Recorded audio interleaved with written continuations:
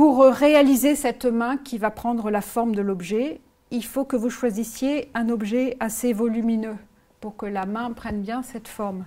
Donc moi, je vais choisir de faire un pichet, de réaliser ce pichet et de poser une main dessus. La forme d'une pomme de pin, par exemple, est assez idéale. Vous pouvez trouver des positions pour positionner votre main sur cette pomme de pin. Ça sera assez esthétique.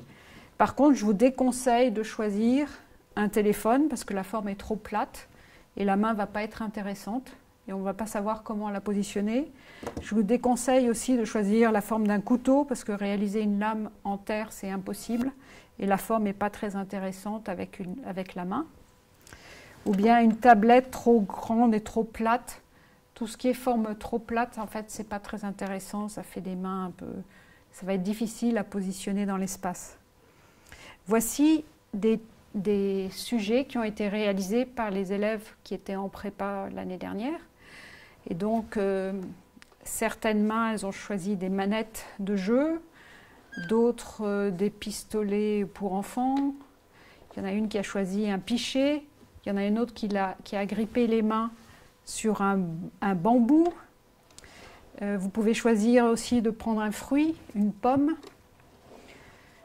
Celle-ci, elle a fait plutôt la main de Dieu. C'est une référence à Rodin. Il y a de l'argile dans une main et on voit un corps humain qui dépasse.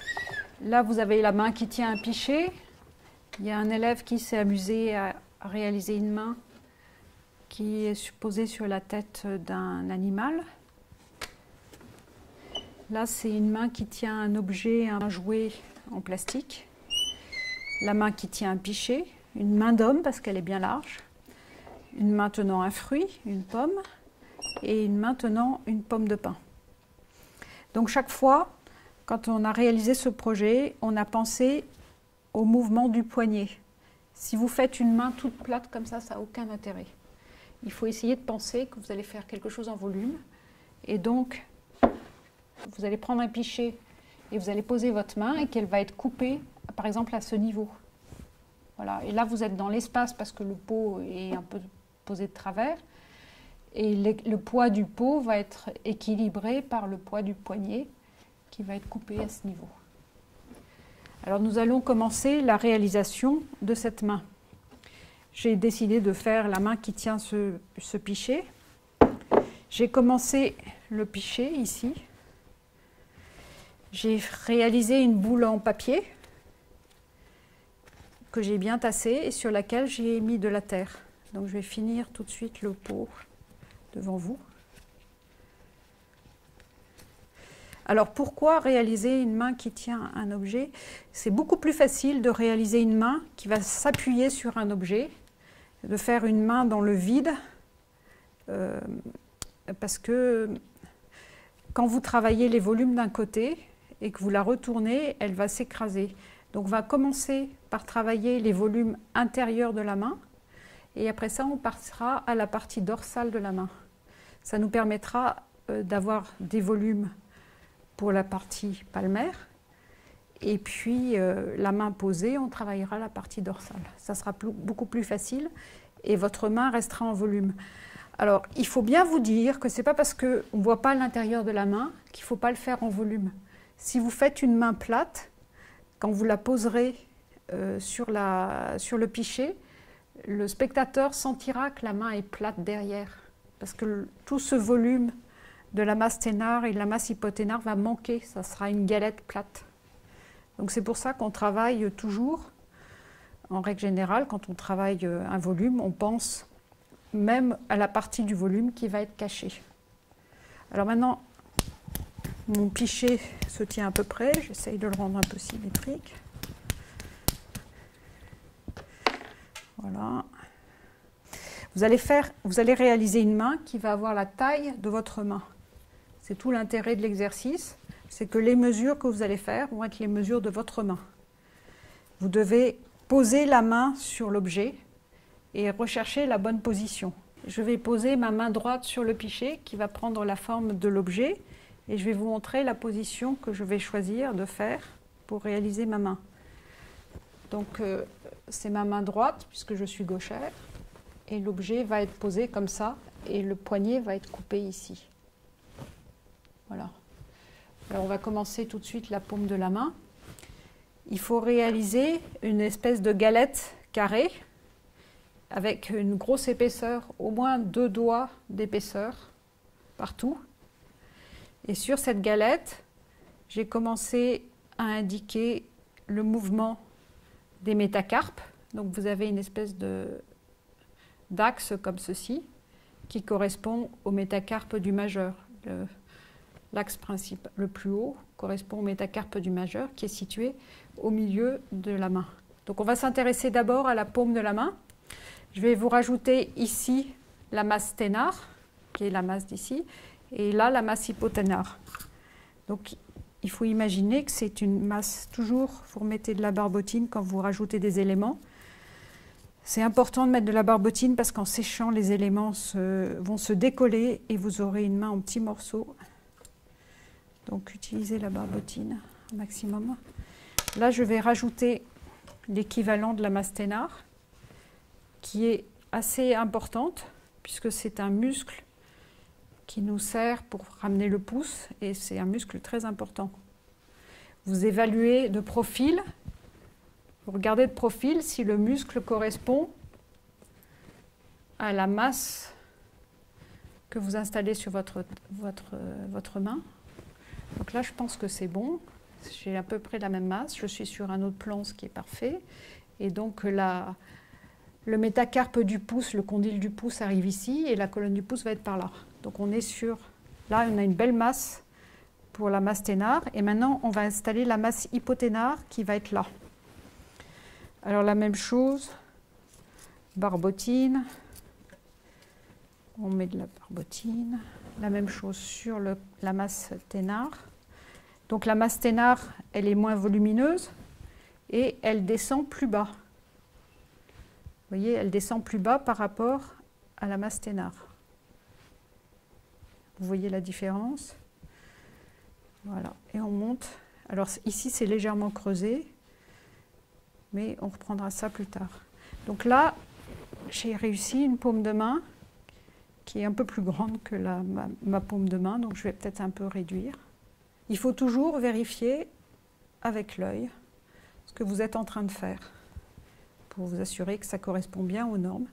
On a tendance à grossir les choses quand on réalise un objet.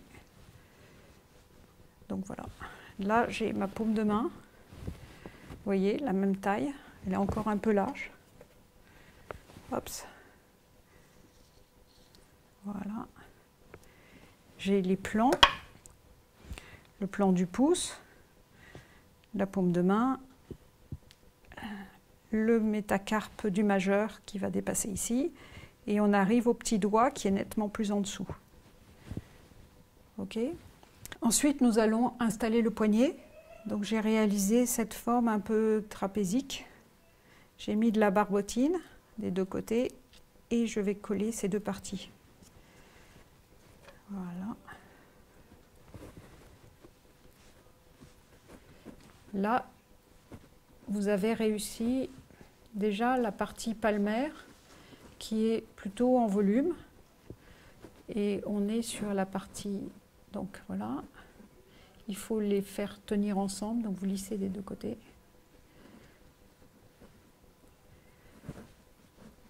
Et je vais le poser tout de suite sur mon vase.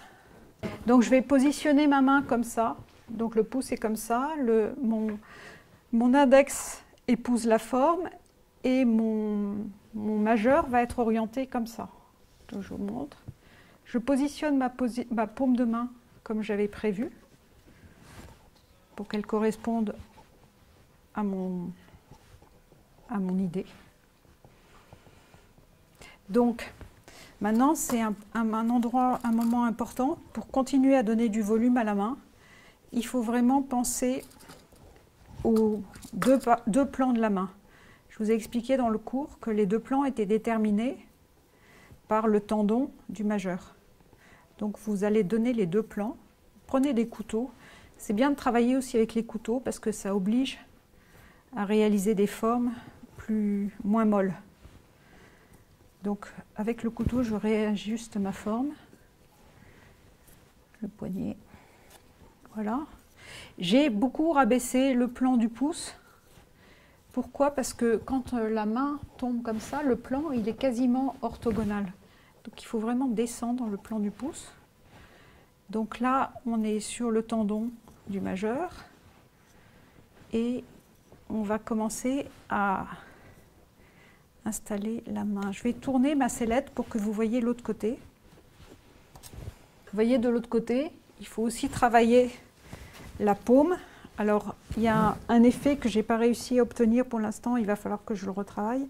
Il y a un effet de diminution du volume au niveau de la tranche de la paume. C'est-à-dire que vers les doigts, la masse est plutôt comme ça.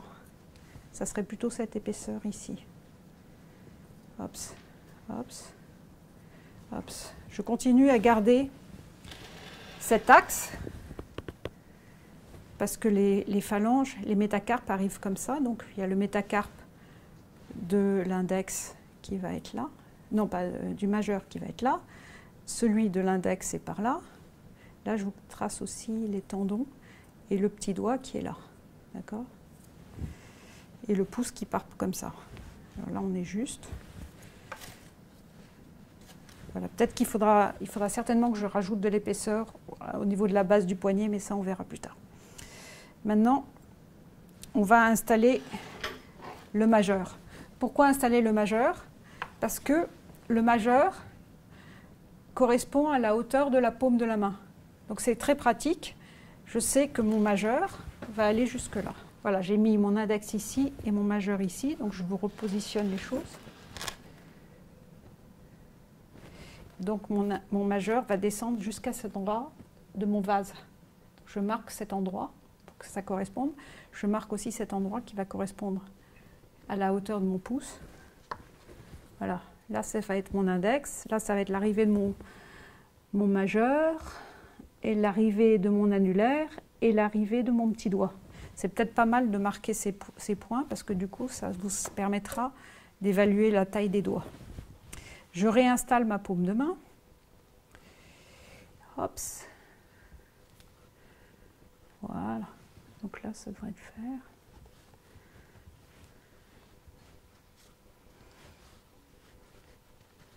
Parfait. Il faut commencer par trouver la taille du majeur, parce que la majeure va vous donner la longueur de toutes les autres phalanges. Et vous allez toutes les aligner sur ces phalanges. Alors, c'est comme en dessin, quand on dessine une main, il faut dessiner phalange par phalange. Pour ne pas avoir de problème, je vous conseille d'utiliser des petits pics et d'enfoncer les phalanges sur des pics, mais de les coller entre chaque phalange. Si vous ne collez pas les phalanges entre elles, hops, vous allez, vos doigts vont se décoller phalange par phalange et vous allez avoir un problème. Donc là, voilà, donc ça serait ma première phalange. Hops. Donc ma phalange faisant cette taille, la première phalange faisant cette taille, la deuxième phalange est un tiers plus petit que la première phalange. Donc j'essaye d'évaluer la taille. Je vais tourner pour que vous voyez. Vous voyez, je la fais un tiers plus petite que l'autre phalange. Je la mets ici avec de la barbotine.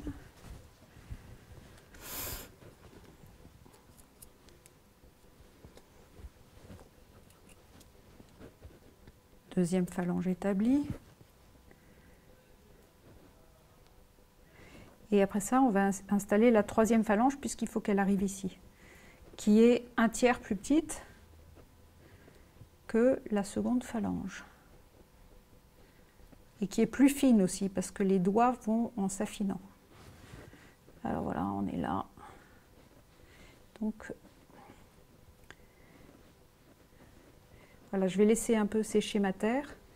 Je passe aux phalanges suivantes. Il faut penser que les métacarpes, ici, ils doivent vraiment avoir cette forme, cette arrivée qui est ronde comme un pion. Donc ça vaut le coup de l'accentuer un peu, de le prononcer comme ça. Voilà. Et puis après, avec votre couteau, de réétablir les plans pour que le doigt prenne une forme de doigt. Hop, raccourcir bien marquer le plan entre chaque phalange. On passe au doigt suivant, puis on fera les finitions après. Alors le doigt suivant, c'était l'index qui est posé sur le col du pichet et qui va arriver jusqu'ici. Alors comme vous avez fait cette phalange qui est la phalange la plus longue ici, vous allez faire une phalange légèrement plus petite puisque l'index est légèrement plus petit que le majeur. Je vous montre de profil. Hein, vous faites une phalange légèrement plus petite et vous allez la placer ici. Alors ça c'est la première phalange. Le côté un peu bombé. On sait que chaque phalange, vous voyez, elle finit un peu en s'écartant et elle va en rétrécissant. Et on voit bien toutes les articulations des phalanges. Donc la phalange suivante, elle est forcément un peu plus petite que celle-là et un peu plus petite que celle-là, donc elle va arriver ici, puisqu'on est à 1/3 en moins. Hops. Hops. J'ai oublié de mettre de la barbotine, ça c'est pas bien, ça va pas tenir. Et on fait la dernière phalange, qui s'appelle une phalangette, si vous vous souvenez du cours, et qui va être plus petite que celle-là et plus petite que celle-là. C'est vraiment un excellent moyen de réussir les mains que de commencer toujours par le majeur. Alors, les phalanges, je vous ai expliqué qu'elles n'étaient jamais dans le même sens. Donc ça va être plus réaliste si j'oriente mes phalanges un peu vers l'extérieur, ça sera plus intéressant. Maintenant, je vais redire mon métacarpe de l'index. Je trouve que mon plan, il n'est pas assez prononcé, donc je retravaille dessus pour avoir vraiment un plan comme ça et un plan comme ça. Un plan comme ça, un plan comme ça. Donc voilà, ça fait ça. Je vais remettre de la terre à ce niveau pour bien avoir la forme de l'arrivée du métacarpe. Hops. Et puis après ça, on travaillera sur le tendon. On va passer... Alors, ce n'est pas encore parfait, parce que là, par exemple, il y a une concavité qui n'est pas belle, donc il faudra que je retravaille. Mais là, je laisse un peu sécher ma terre, et je vais retravailler la forme des phalanges, phalange par phalange. On va travailler maintenant sur... Il faut aussi penser à toujours affiner le dernier doigt, la phalangine. Pardon, ça s'appelle une phalangette. Voilà. Alors, d'autres... Je vous ai expliqué dans l'autre cours qu'il y avait toujours des dénominations différentes. Alors certains traités d'anatomie vont vous dire qu'il y a une phalange, une phalangine et une phalangette. Et d'autres traités ont simplifié les choses en disant phalange 1, phalange 2, phalange 3. Donc ça va dépendre un petit peu du livre que vous allez prendre. On va installer maintenant l'annulaire. Donc la même chose, toujours la référence. La référence est toujours le majeur. Voilà, je marque bien, donc il faut qu'il soit plus petit que voilà. Il faut marquer le métacarpe. Donc là, je mets une petite boule pour marquer le condyle métacarpe. Je cherche la position de la deuxième phalange en fonction de la phalange du majeur. Voilà.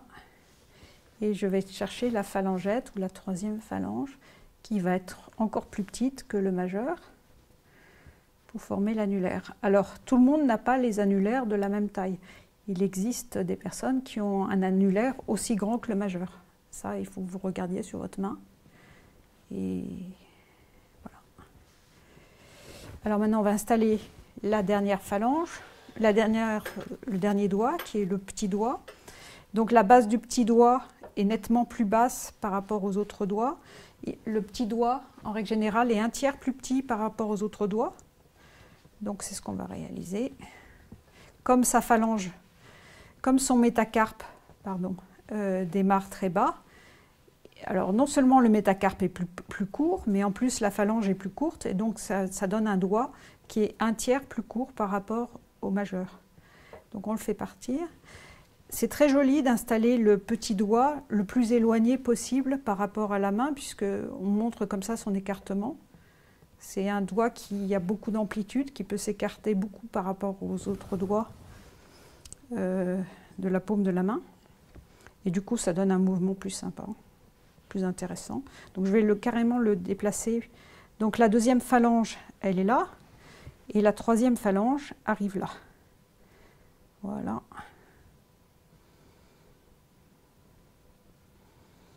Donc là, je vais replacer mon... Voilà.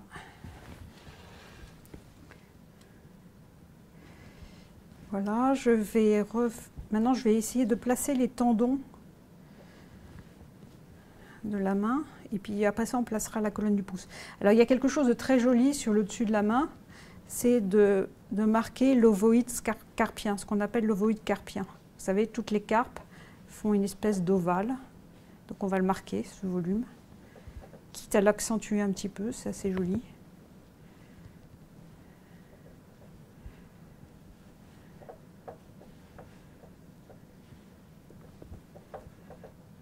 Voilà.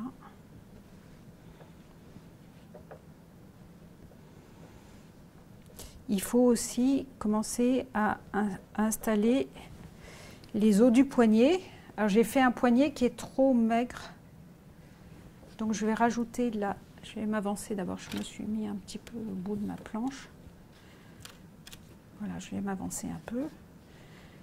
Et je vais rajouter, vous voyez bien qu'ici on a un gros volume qui démarre. Donc je vais rajouter de la terre ici pour avoir cette pente du poignet.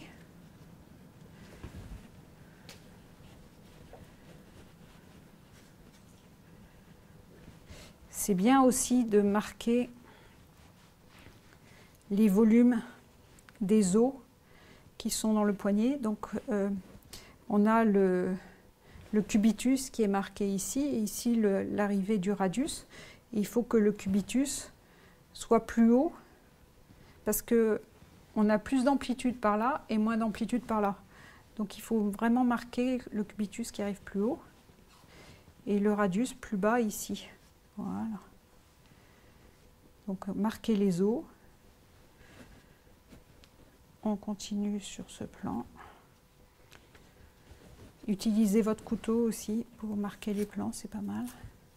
Alors, j'ai rajouté un petit peu de terre là. Je voulais surtout que cet axe soit bien accentué. L'ovoïde carpien, ça fonctionne. Ici, j'ai trop de terre, donc je vais retirer parce qu'il faut vraiment que ça corresponde à la taille de ma paume de main. Vous devez toujours vérifier sur votre main les épaisseurs. Vous pouvez mesurer même avec un mètre si vous avez des doutes. Donc pour le côté de la main, je suis obligée de retirer ça. Je me penche un peu pour vérifier. Voilà. Et là, je pense que ma main, elle fonctionne. Voilà, ma masténare, elle va être là. Là, je pense que ça fonctionne. J'ai bien mon os, l'os du cubitus qui est situé ici, l'os du radius qui est situé là. Et on va passer à la réalisation de la colonne du pouce. Donc la colonne du pouce, j'ai mis une masse ici. Il faut un petit peu que j'en retire ici parce qu'il y en a trop. Voilà. Mais il vaut mieux avoir trop que pas assez en règle générale. Il faut vraiment accentuer ce plan qui est différent par rapport à la paume de la main. On dit que même le pouce est placé sur un plan orthogonal par rapport à la main. Donc ici va se situer l'arrivée, donc le métacarpe du pouce est ici et le condyle est ici. Et on va commencer à placer la colonne du pouce. Ici, vous savez que vous avez une forme qui est plus creuse, donc on va la marquer. Voilà, et ici ça va être plus rentré. Et on finira, on fera des finitions s'il le faut, nécessaire. En fait, je vais prendre un autre instrument, plutôt celui-là, pour pas trop esquinter mon modelage. Donc là, je pense que j'ai la paume, j'ai la peau qui est là, en décalé par rapport au volume du doigt et du pouce. Le condyle étant là, et mon pouce, théoriquement, est censé arriver ici. Donc mon condyle, je l'ai mis trop haut. Vous voyez le condyle, je l'ai mis trop haut. Je vais le reculer parce qu'il est plus à ce niveau. Voilà. Là, c'est mon condyle. Et maintenant, je vais placer le premier métacarpe du pouce, le première phalange du pouce qui va avoir cette longueur. C'est vraiment bien de vérifier sur ses mains les longueurs. Voilà. Donc, il va être là. Je vais mettre de la barbotine. Je mets aussi de la barbotine sur le vase pour qu'il s'accroche bien. Je l'ai fait un peu plat, donc je vais rajouter de la terre. Voilà. Voilà mon premier. Donc ma phalange, première phalange de pouce. Donc toujours sur un plan différent. Vous voyez votre phalange d'index. Et sur ce plan, la phalange du pouce, elle est orientée comme ça. Le pouce n'est jamais sur le même plan que les autres doigts. Et c'est vraiment un doigt à part. Et du coup, je vais installer ma phalangette, puisque le pouce n'a que deux phalanges, une phalange et une phalangette. Et donc j'installe la phalangette en la collant ici.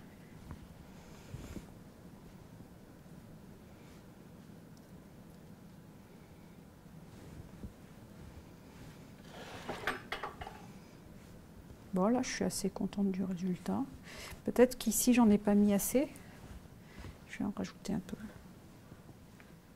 Ouais, je dois aller plus loin ici.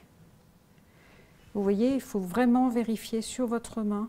Prenez vos repères et vérifiez sur votre main. Donc là, je suis assez contente parce que la phalange du pouce, le métacarpe du pouce est bien indiqué. La colonne du pouce a une bonne forme et le pouce arrive et il a une bonne forme, mon pouce. Voilà, maintenant je vais vider un petit peu ici parce que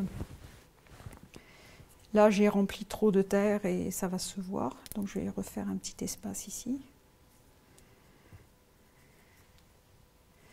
Je me remets sur la anse.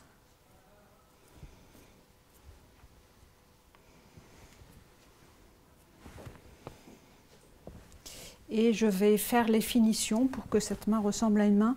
Alors j'aime pas trop quand il y a une courbe comme ça, une concavité comme ça, donc je pense, c'est ma main qui a dû s'affaisser et je vais essayer de retravailler ça. Voilà. Les concavités, c'est jamais très beau en sculpture. Je crois que vous avez dû le comprendre en suivant tout ce cours. Et donc la même chose sur le personnage. On évite les concavités. Là, j'ai un plan comme ça. C'est bien si vous avez des outils en bois. En fait, les finitions, elles doivent se faire avec un outil en bois parce que c'est plus doux. Le métal, ça fait des plans trop cassés.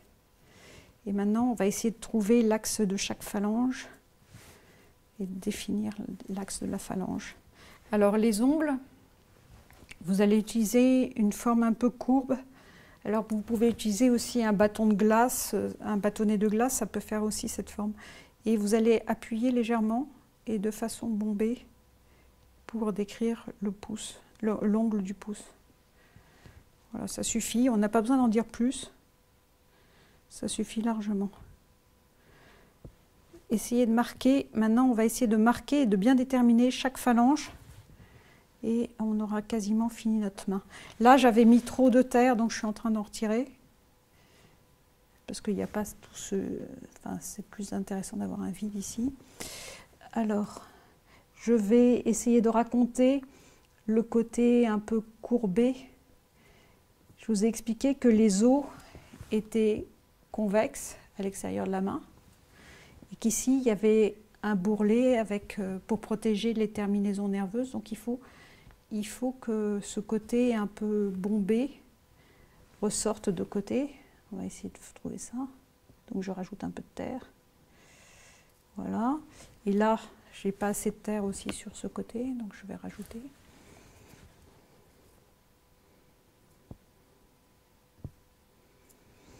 Et on arrive à la dernière phalange qui a plutôt la bonne forme. Donc là, j'ai ma première phalange, ma deuxième phalange et ma troisième phalange. La même chose, je vais essayer d'inscrire l'ongle un peu comme ça.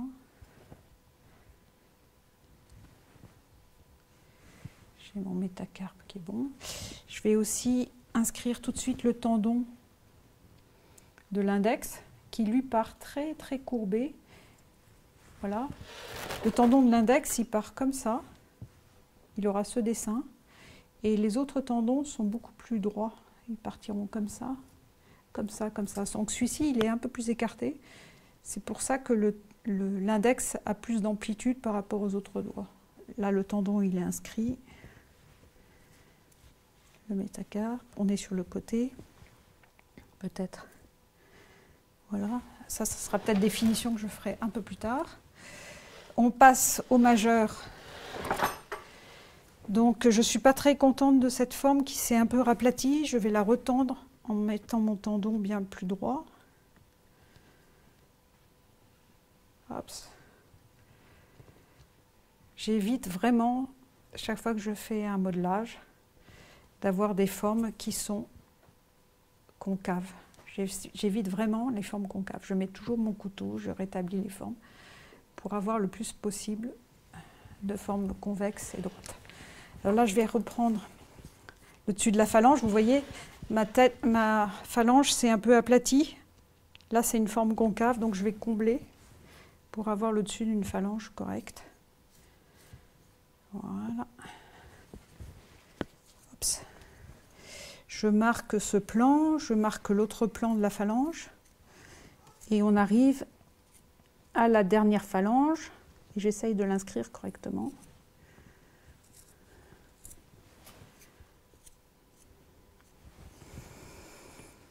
Donc elle est un peu plus fine.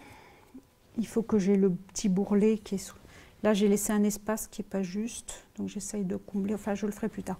Je vais inscrire mon ongle.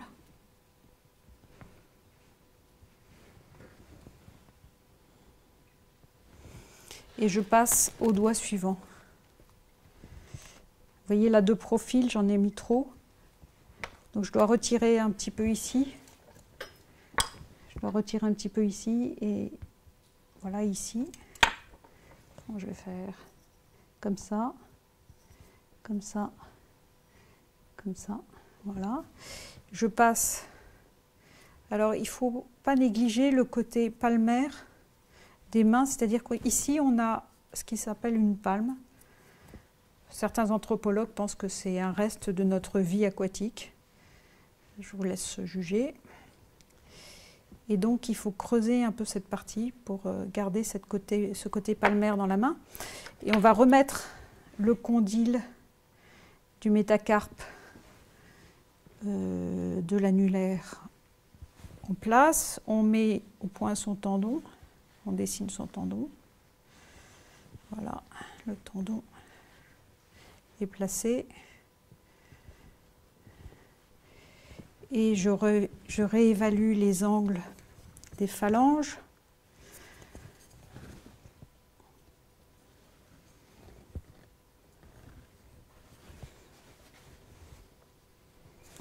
Et je vais maintenant marquer l'ongle avec cette... voilà.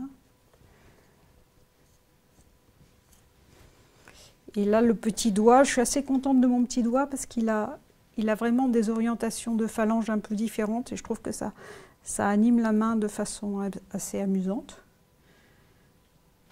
Et donc, je vais marquer le tendon du petit doigt, donc qui rejoint en éventail les tendons de la main à ce niveau. Allez hop, je l'inscris. Et je vais voir comment bien expliquer chaque phalange. Donc le petit doigt, il est là. La dernière phalange, elle est là. Je l'écrase un peu parce qu'elle est un peu grosse. La deuxième phalange, elle est là. Et la troisième phalange, elle est là. Hop, que ça marche. Première, deuxième, troisième. Dans l'ordre, ça marche. Et on va... Je rajoute un petit peu ici parce qu'il me manque du côté palmaire. Il me manque un petit peu quelque chose sur le côté palmaire de la main. Voilà, le métacarpe, il est bon. Et là, c'est une forme un peu creuse, donc je n'aime pas les concavités, comme vous l'avez compris. Je suis en train de combler cette partie.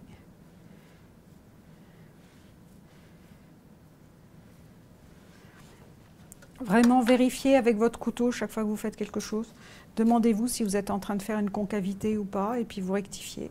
Voilà.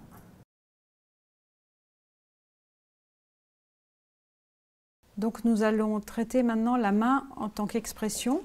Donc il faut que vous réfléchissiez à une expression qui pourrait être racontée avec les mains. Je vous ai présenté des travaux d'élèves, donc la main comme un point, la main comme une prière, la main aussi un peu comme une prière ici, un point. Mais vous pouvez aussi montrer une main qui va montrer du doigt, une main menaçante. On a décidé qu'on évitait les insultes aussi.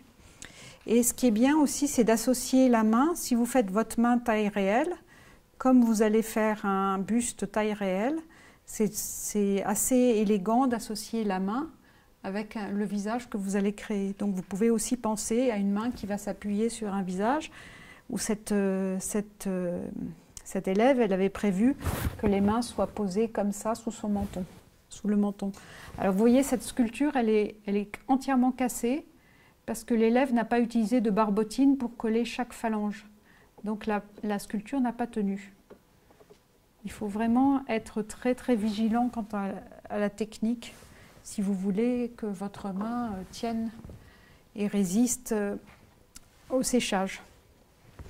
Donc voilà, il va falloir que vous cherchiez une idée. Je vous conseille de commencer toujours par des croquis. Le croquis, c'est toujours le meilleur moyen pour commencer un sujet. Et après ça, vous savez construire une main, donc il va falloir le faire par vous-même. Donc vous devez commencer par le poignet, et pour réaliser le poignet et qu'il tienne bien en place, il faut que je vous donne ce petit conseil technique. Il faut, à l'intérieur du poignet, placer soit un morceau de brochette, comme ça, bien droit, ou bien alors une baguette chinoise que vous cassez, pour que le poignet puisse tenir et supporter tout le poids de la main. Dans toutes ces réalisations, d'ailleurs on le voit, on a utilisé des petits morceaux de bâton pour faire tenir les éléments. Là aussi, c'est évident qu'on ne peut pas réaliser une main qui penche comme ça sans avoir mis une baguette à l'intérieur. Et souvent, nous rajoutons un petit paquet de terre, comme ça. Vous rajoutez de la terre fraîche, comme ça, pour soutenir votre main. Vous faites des petits boudins, comme ça, qui vont soutenir la main le temps qu'elle sèche, pour que la terre prenne. Il ne faut pas non plus hésiter, si votre main est trop instable, à réaliser une galette sur laquelle vous placez votre main. Là, voilà, ces deux mains ensemble n'auraient pas pu être réalisées sans une galette épaisse. Donc on a réalisé une galette, on a mis un bâton ici, et pour faire tenir les mains, le temps que ça sèche, on a réalisé ce boudin. Pas que la terre molle colle à votre sculpture, vous devez rajouter un petit morceau de papier comme ça sous votre boudin. Voilà. Et là la sculpture est calée. Ici, par exemple, pour la réaliser, on a mis un boudin qui avait cette taille et on a mis un morceau de papier sous la main, le temps qu'elle sèche, pour pouvoir la réaliser avec cette forme, cette position. Voilà. À vous de jouer.